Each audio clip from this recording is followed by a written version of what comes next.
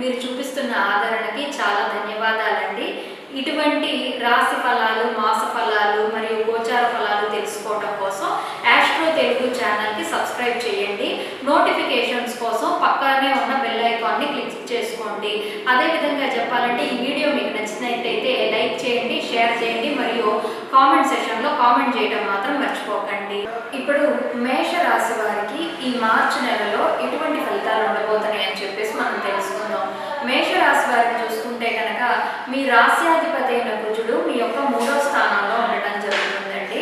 దానివల్ల ఏమవుతుందంటే ఈ నెలలో మీకు ధైర్య సాహసాలు అనేవి పెరుగుతాయి అన్నమాట. అంటే 3వ స్థానం చూసుకుంటే మనకి భర్తృ స్థానం, అది ధైర్యానికి సంబంధించిన స్థానం. మామూలుగానే కుజుడు చూసుకుంటే కనుక అది ధైర్యవంతుడు. కుజుడు ఎవరు అంటే ఆర్మీ పర్సన్ అన్నమాట, సేనాధిపతి.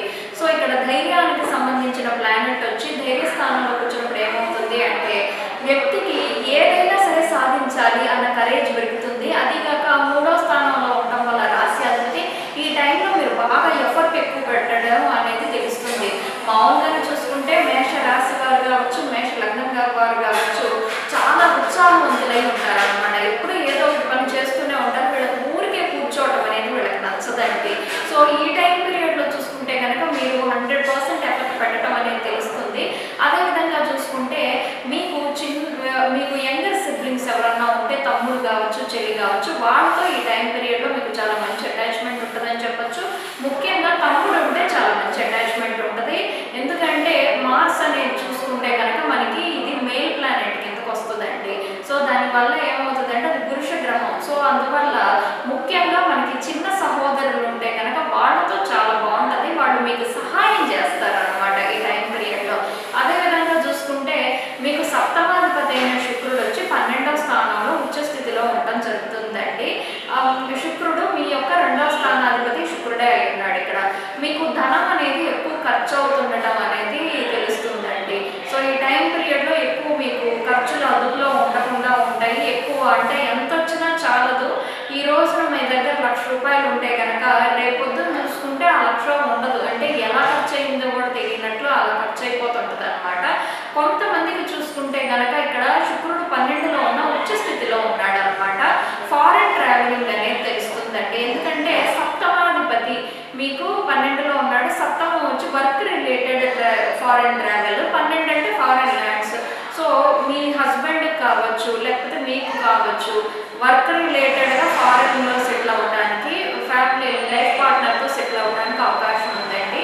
అయితే ఈ నెల 14వ తారీఖు వరకు చూసుకుంటే కనుక పంచమాధిపతి అయిన సూర్యుడు మీ యొక్క 11వ స్థానంలో ఉంటాడండి. సో 11వ స్థానం చూసుకుంటే కనుక లాభస్థానం అన్నమాట. సో ఇక్కడ ఏమవుతుంది అంటే పిల్లల ద్వారా లాభాన్ని కలిగిస్తాడు అనమాట సూర్యుడు. ఇప్పుడు పిల్లలు కనుక మీకు ఉద్యోగానికి వెళ్ళే వయసులో ఉంటే కనుక, ఉద్యోగానికి వెళ్ళే వయసులో ఉన్న పిల్లలు ఉంటే కనుక వాళ్ళకి టైం పీరియడ్లో ఉద్యోగం దొరుకుతుంది. లేదు వాళ్ళకి వాళ్ళ జాబ్లో ఇంక్రిమెంట్లు ఇట్లాంటివి రావడం జరుగుతుంది. లేదంటే కనుక వాళ్ళు ఏమన్నా గవర్నమెంట్కి సంబంధించిన టెస్ట్లు అట్లాంటివి రాస్తుంటే వాళ్ళకి గవర్నమెంట్ జాబ్లు వస్తాయండి ఈ టైం పీరియడ్లో. అయితే ఈ నెల 14వ తారీఖు తర్వాత 11లో ఉన్న సూర్యుడు 12లోకి వెళ్ళిపోతాడండి. సో ఇక్కడ ఏం జరుగుతుందంటే మీ పంచమాధిపతి, పిల్లల స్థానాధిపతి సూర్యుడు అవడం వల్ల మీ పిల్లలు విదేశాల్లో స్థిరపడడానికి అవకాశం ఉంది ఈ నెల 14వ తారీఖు తర్వాత. ఎందుకంటే ధనభావాధిపతితో కలిసి ఉంటున్నాడు అనమాట. ధనభావాధిపతి ఎవరు? శుక్రుడు. సో ధనభావాధిపతితో కలిసి పంచమాధిపతి 12లో ఉండటం వల్ల మీ పిల్లలకి విదేశాల్లో ఉద్యోగము లేకపోతే విదేశాల్లో పదోన్నతులు ఇట్లాంటివి కలగడానికి అవకాశం ఉందని చెప్పి చెప్పుకోవచ్చండి. విదేశం నుంచి ధనం అనేది మీకు తెలుస్తుంది, అది మీ పిల్లల రూపకంగా కూడా రావచ్చు. అయితే ఇక్కడ ఏమవుతుందంటేనండి పంచమాధిపతి అయిన సూర్యుడు, సప్తమాధిపతి అయిన శుక్రుడు ఈ నెల 14వ తారీఖు తర్వాత ఇద్దరూ కలిసి 12వ స్థానంలో ఉండడం జరుగుతుంది. కొంతమందికి లవ్ మ్యారేజ్లు అవ్వడానికి అవకాశం ఉందండి. అంటే ఫారెన్ 12వ స్థానం ఫారెన్కి సంబంధించిన స్థానం అనమాట. సో ఫారెన్లో మ్యారేజ్ అయ్యాక సెటిల్ అవడానికి అవకాశం ఉంది. ఇప్పుడు ఫర్ సపోజ్ కొంతమంది ఏంటంటే ఎప్పటి నుంచో రిలేషన్షిప్లో ఇట్లా ఉంటుంటారు. అయితే ఆల్రెడీ భర్త చేసుకోబోయే వాళ్ళు లేకపోతే లవరో వాళ్ళు ఫారెన్ వెళ్ళి అక్కడ వర్క్ చేస్తూ ఉంటుంటారు. సో ఇప్పుడు ఏంటి అంటే వాళ్ళు పెళ్లి కోసం ఇక్కడికి వచ్చి మ్యారేజ్ అయిన తర్వాత ఇద్దరు కలిసి ఫారెన్ వెళ్ళడానికి అట్లాంటి అవకాశాలు కూడా ఎక్కువగా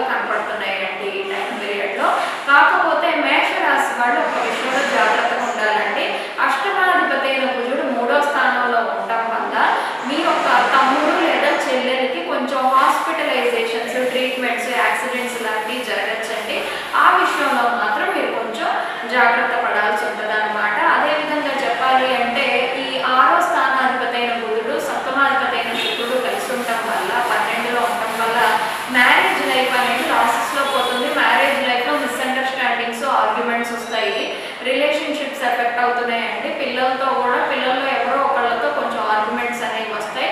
12లో పడటం వల్ల అవన్నీ కలిసి ఎయిదర్ పిల్లలతో గొడవయ్యి ఇంకా వాళ్ళతో కొన్నాళ్ళు మాట్లాడకుండా ఒకే ఇంట్లో ఉన్నా సరే ఆ రిలేషన్షిప్ లాస్ అవుతూ ఉంటుంది. అంటే తండ్రి కొడుకులైనా తండ్రి కూతురులైనా సరే మాట్లాడుకోకుండా ఒకళ్ళకొకళ్ళు అట్లా ఉండటం, లేదు భార్య భర్తలు ఏంటి అంటే మాట్లాడుకోకుండా ఉండటం. ఒక్కొక్కసారి ఇప్పుడు ఈ కాలంలో ఉన్న వాళ్ళకి పెళ్ళిళ్ళు అయ్యి ఉంటే కనుక భార్య కొంచెం కోపగించుకొని పుట్టింటికి వెళ్ళటం, ఇట్లాంటివి జరగడానికి అవకాశం ఉందని చెప్పచ్చండి.